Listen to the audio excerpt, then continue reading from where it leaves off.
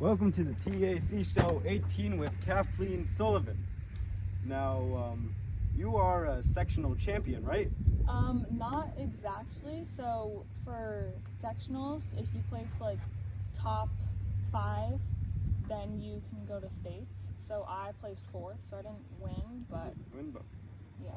So what got you into running? So I had a background in gymnastics, and sometimes we'd have to run for practice and whatnot. So I never really hated that part when a lot of my other teammates did. And then I was in 6th grade and it was time to sign up for a fall sport for the summer and whatnot. And I'm not the most coordinated, so I was like, well, cross country, you don't really have to be coordinated for that, and I don't hate running, so I guess I'll do that. Was the transition sort of hard at first, going from years of gymnastics all the way to cross country where you run for several miles? Yeah, I mean, it was definitely hard to stop doing gymnastics and whatnot, but I was getting injured all the time. So to me, it wasn't really worth it to just keep on getting hurt and not being able to practice and whatnot. So it was fun though. Yeah, being in 7th grade, doing it, dealing with people who are almost 17, 8-year-olds, having a varsity round, having 8th graders. Was it sort of hard being there at first, or was the team helpful with that? I think. Well, our modified team was only 7th and 8th graders, so we usually just stuck with them. But for practices and whatnot, we would usually practice with the varsity, and they were really nice and welcoming and supportive, so it wasn't awkward or scary at first. That's good. So did you start taking it seriously in 7th grade, or what grade would you consider you just full on? I would say honestly freshman year. 7th and 8th grade, I was oh, I'm just doing this for fun and whatnot. And then in freshman year, I was well, I'm on varsity, so I guess I should really start taking this more seriously. And then I started to get a little bit faster, and then I started to take it more seriously as the weeks went on. Yeah. Did COVID impact your running at all when that happened?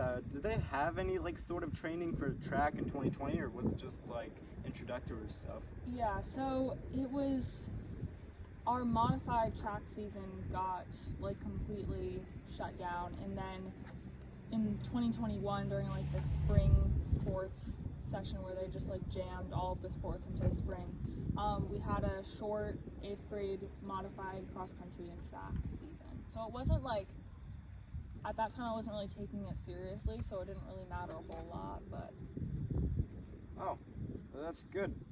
So you placed 5th in the IAC championships? Yeah, I did. What was that like? It was kind of strange because we had ran at that course the week previously, and it was very wet and just soggy and it was just horrible weather. And the course had never really fully dried out, so it was still a little bit slippery and whatnot. And I knew that I would be in contention to place in the top 10 just because the meet last week I placed in 5 anyways, so I figured that would probably happen. But I just kind of went at the start, and I just tried to go as fast as I could the whole race and really just push it up the hills, and I got 5th. So did the weather prove much of a challenge, or did you just overcome it?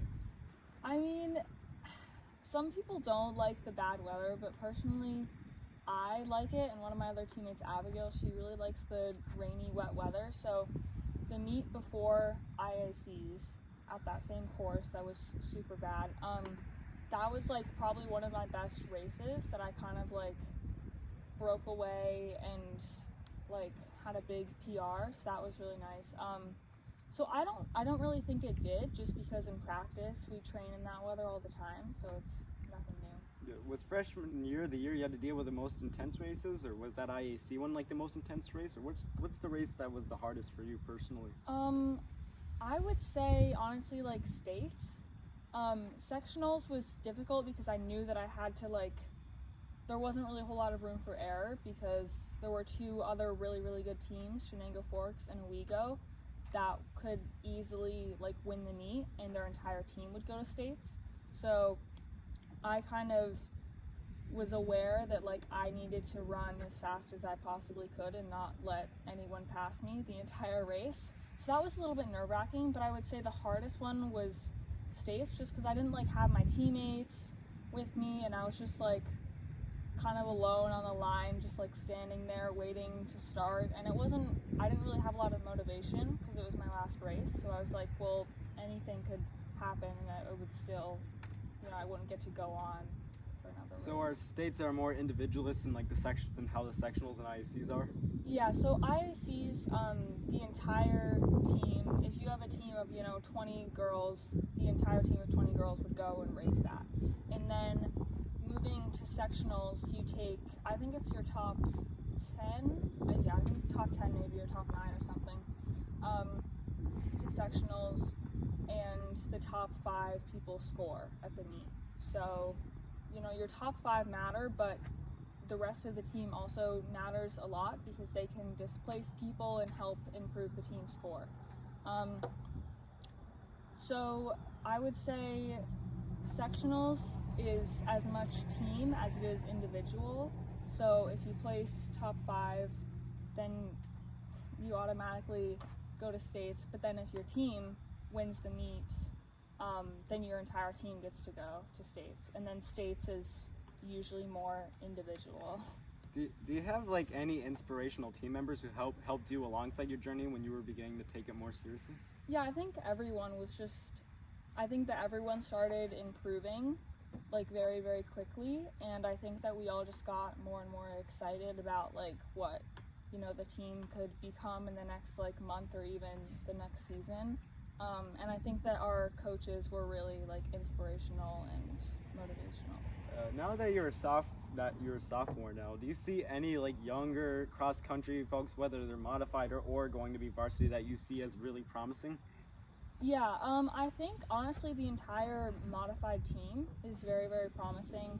I think that everyone is like having fun, which I think is the most important thing, because you don't want to get burnout, your first year of modified cross country and then never want to do it again. You want to have fun in those first 2 years and just get a feel for like running and racing and just competing as a team, I think. So yeah, I think that the entire modified team is very promising, that they're having a lot of fun already. Oh, that's great. Now, when you started last year, when you went to indoor track and field, was that much of a transition going to run for really long periods of time, all of a sudden to having all these unique races, which are shorter distances?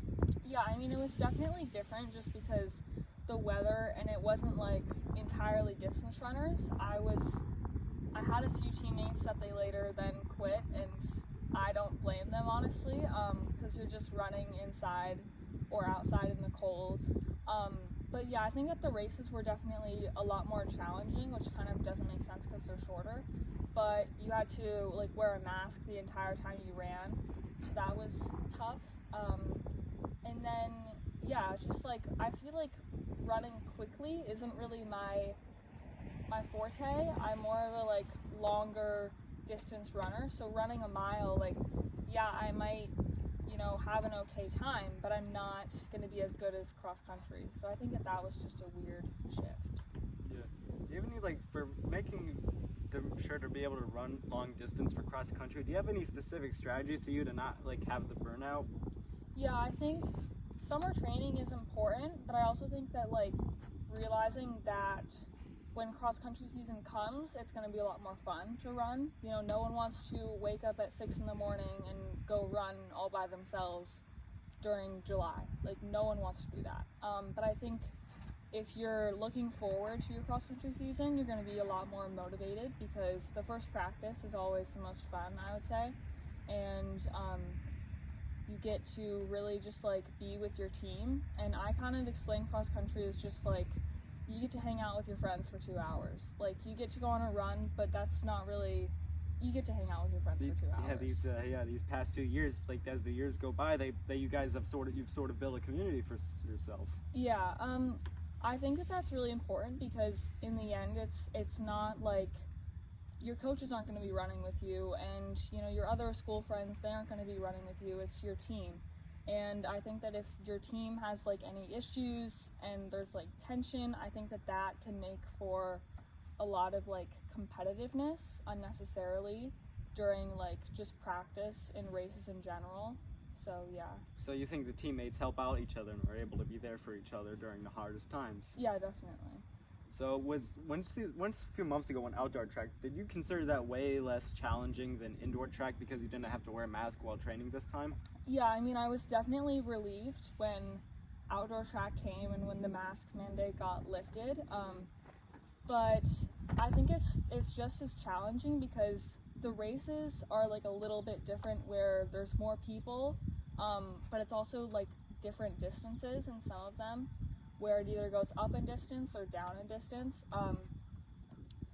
So yeah, I think it was still going to be challenging just because it's outdoor track and the paces are a lot faster and workouts are just harder in general. Yeah. Was the 4x400s you could consider as intense as like the stuff in cross country, or do you think it was always on a lesser scale since you had a team? Yeah, I think the workouts for the 4x4 was definitely, I would say personally, more difficult than cross country. Like during a workout, it might even be just like a single lap around the track, and like that was the entire workout. But I was thinking to myself, wow, I would love to be just running mile repeats instead of running like half a lap around the track at this pace. So I think that the training is a lot more difficult, but I think that the team aspect is still there because like at the end of the day, your goal is just to run around the track as fast as possible and, you know, see your friend at the finish line. So the same supportive community still exists, whatever way you put it. Yeah, definitely. Well, looking in, now that the preseason is ending and the main season is starting up for cross country, do you have any specific goals this year you might have not been able to achieve last year, or any new goals you have set for yourself? Yeah, I think our team is just a lot more like put together in general, and I think that we're just running faster times than we were last year. I think last year COVID still kind of like messed some things up, but I think that this year we're all just really excited. And now that we're Class B, for some reason a lot more teams are Class C in Section 4 than Class B, so I think that we have new competitors, and I think that we could be in contention to win sectionals and go to states. Well, that's impressive. So you think it could, despite the school's growth, it could potentially be less than, like it could be less challenging than last year's? Yeah, I think that it helps, for me at least, to not really know your competitors and whatnot, and I think that we've raced a lot of our competitors so many times in indoor, cross-country, outdoor track, and I think that will be, I would say, more like healthy, and it will be less stressful not really getting a feel for like your competitors in racing and whatnot, because you don't have to worry about, okay, this person's in front of me and they run 5 seconds slower than me, so I need to be in front of them. You know, it's less of a mental game, I would say. So you think coming in fresh with all these new teams will make the players more willing to try their hardest, do their hardest? Yeah, I think so, because I think that a lot of the issues in cross country is feeling defeated before you even come to the finish or the start line. And I think that if you like look at people's times and the teams and like all of the other teams' information, because that's online, anyone can see that. I think that it's helpful to not know any of that and just go to the line with no expectations, because no day is the same and no race is the same and no person is going to run the exact same time as they have the entire season. So I think just coming to the starting line and not really knowing what's going to happen is best. So you use that mindset to help overcome the anxiety and potential fear that comes with every cross country or race? Yeah, I think so. I think the team aspect really helps, like going into a workout. You know, some people might feel a little bit nervous for like, oh, I've never ran this fast in a workout, or like I've never gone this long. But I think that getting all of your nerves out during practice is best, so that you don't have a whole lot of nerves coming to the start line for a race. That's really interesting. So you think it all sort of goes back to the community then? Like the community is what makes the girls' track cross-country team like succeed, and what makes the track team succeed, is what make the indoors. It all comes down to community and support from one another. Yeah, I think that the community really emphasizes running, especially like in Lansing and in Ithaca, because we have so many, like the Lansing trails, and there are a lot of places in Ithaca to run. So I think that we have a lot of support from the community of just getting people outdoors and running and happy. Yeah. What was your many years ago? What was your first cross country meet like going into 7th grade? Like, what did that feel like for you to be running along? Like, what did that feel like? So Going against other people for the first time. the modified cross country races are very like low key. They're a mile and a half, and I don't think anyone. I mean, personally, me, I didn't know of anyone that got extremely nervous on the start line of a modified cross country race. So I think that it was just a lot of fun seeing, like, running with people from other schools and saying, like, oh, this person's running next to me, they're in pain, I'm in pain, but we're still doing it, and we're still gonna finish the race, and hopefully we'll finish at the same time, and because we've worked together the entire race. Oh. So do you have any funny stories to talk about doing cross country, indoor track and field, and outdoor track and field? You got any real funny stories you gotta tell? Maybe they were Many. teammates or other people? Many, actually. So we had last year in 2021, we had this one senior, Daniel, and he would show up to practice in jeans. And it could be 90 degrees or like 30 degrees, and he would show up to practice in jeans. And one time, he had just washed his new jeans, and it was raining. It was pouring rain. We were doing a workout, and there were soap suds coming out of his pants because I don't know if his washer broke, what the deal was with that, but there was soap running down his legs. Oh. And then another time, we have had a lot of issues with the buses where like a door will open. So in modified, a door out of the back of the bus fell open and the entire snack bin and cooler fell out. And then last year, the undercarriage under the bus got open, and our trash bag fell out, and there was trash on the road. So. Did you guys go back together, or did pause and stop to delay the meet at all, or? No, it was coming back. So Oh. yeah, our coaches went out to get it, and then we had to fix the bus at a local Walmart. Yeah. Has there just been any real track meets where it's just it just felt so easy that you just felt you were just really dominating at the time? I would honestly say our last track meet, I think just because we were in like good shape, and I think because there wasn't a whole lot of stress coming to the line, and it wasn't like we were in contention. Like, I think that we came to the line knowing that it would be our last track meet, so there wasn't a whole lot of stress, and I think that we all felt very fit for it. And I remember I crossed the finish line on the 4x4, and I was the second leg, so my other teammate, Elise, was standing off to the sideline, and I was like, I think I just ran the slowest time in my life. Like, that felt so easy. Like, I think that I just, like, basically walked around the track. Like, I don't even think I ran. And it turns out I think it was, like a pretty fast split for me, so. Oh, wow. So do you believe in runner's high at all, or do you see that as sort of a myth people just sort of say? I think I kind of believe in it, but I also kind of don't, because I feel like when you run, a lot of the times when you run for longer, like, you're just happy in general because you haven't been thinking about a whole lot and whatnot. So I think that I've gotten runner's high a few times, but I also think that just being happy when you're running is a big part of it. You just have to go in with a good mindset. Yeah. Now, is it true that during the States you did go against Canadians? I swear I heard that somewhere. I'm not sure. Was that true? So not during states, because it's just people in New York, but we have had one of our meets, McQuaid, which is like, I think it's one of the biggest meets in the country. We went against people from Canada and like a lot of states like Kentucky, Illinois, just, yeah. But did that feel sort of bizarre seeing people from like other countries and racing alongside them, or did you just try to like get the job done and try to like do the best you can and didn't think much of it at the moment?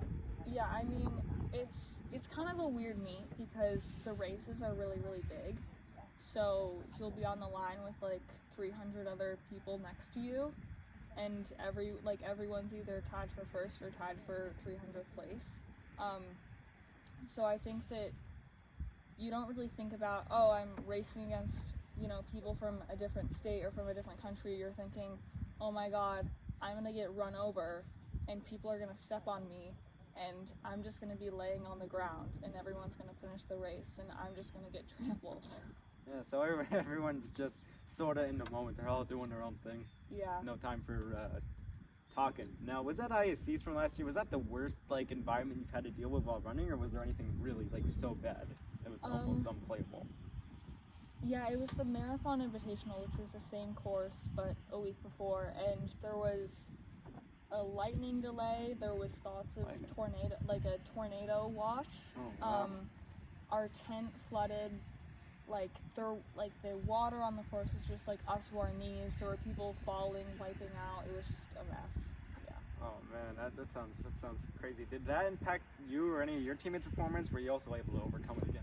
I think luckily for the girls' race, they put hay in a lot of the really muddy, messy parts. So that definitely helped us slip and slide a lot less. But I would say all of the races after us were not, it was rough because the water was just everywhere and it didn't stop. The rain just got worse and worse throughout the day. So I think that we actually had it the best. I don't think it impacted many people's performance. I think that a lot of us kind of rose to the occasion and got it done.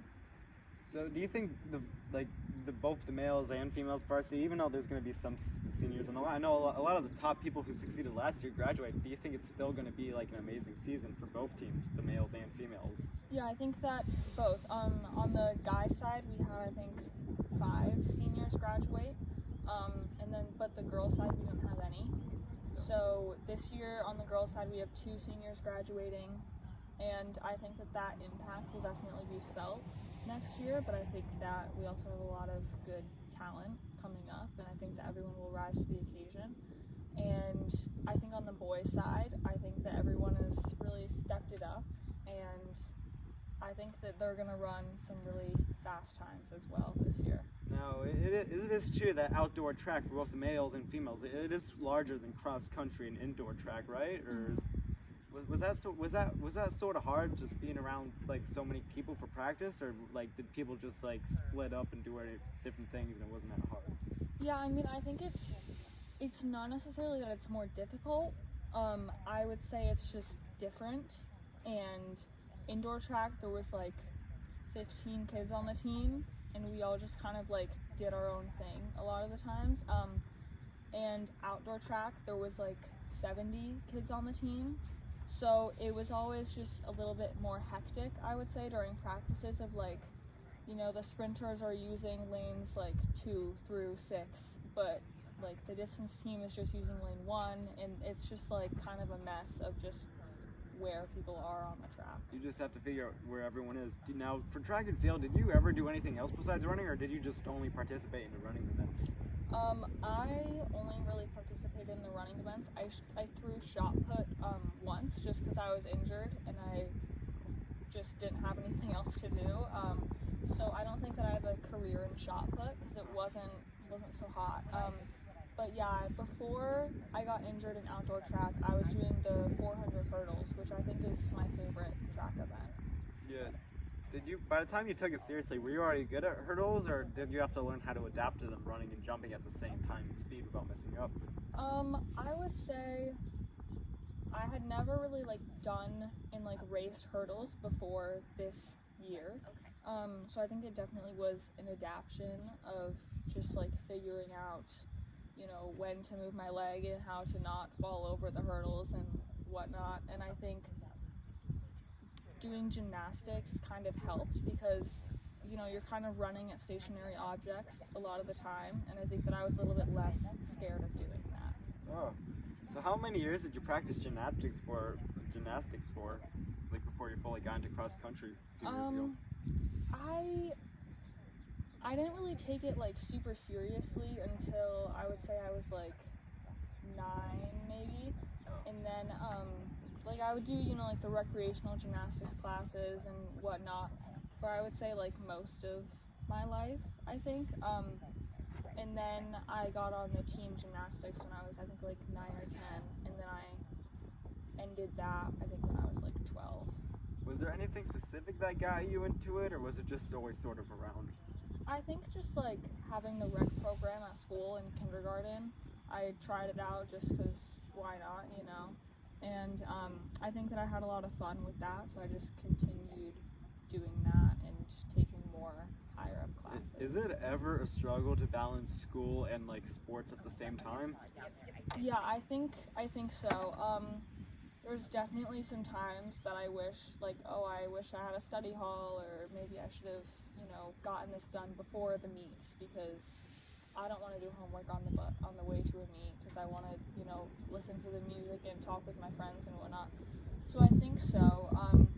But it's nice because there are a lot of upperclassmen on the team, so they can kind of help you with your homework, or like just tell you, explain to you like how to do something and whatnot.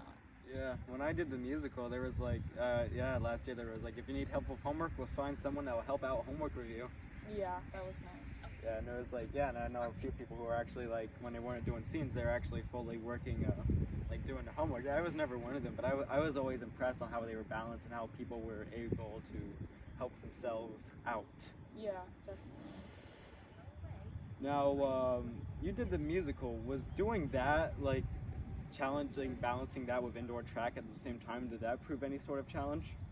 Yeah, it was rough. I think I'm a very big procrastinator, and sometimes I would miss school for a meet or, you know, one of my classes. So I think that was rough, and then also having musical practice every night, and then, you know, I would get out of school and then I would go to indoor track practice, and then I would come home for like 20 minutes to eat dinner, and then I would go back to the school for a musical rehearsal, and I think that was pretty rough. There was some late nights doing homework. Did you see like the week, I think it was 1-2 weeks before the show, the February vacation week, did you see that as brutal for yourself? For me, it was really hard, but I'm not sure if like it was hard for you.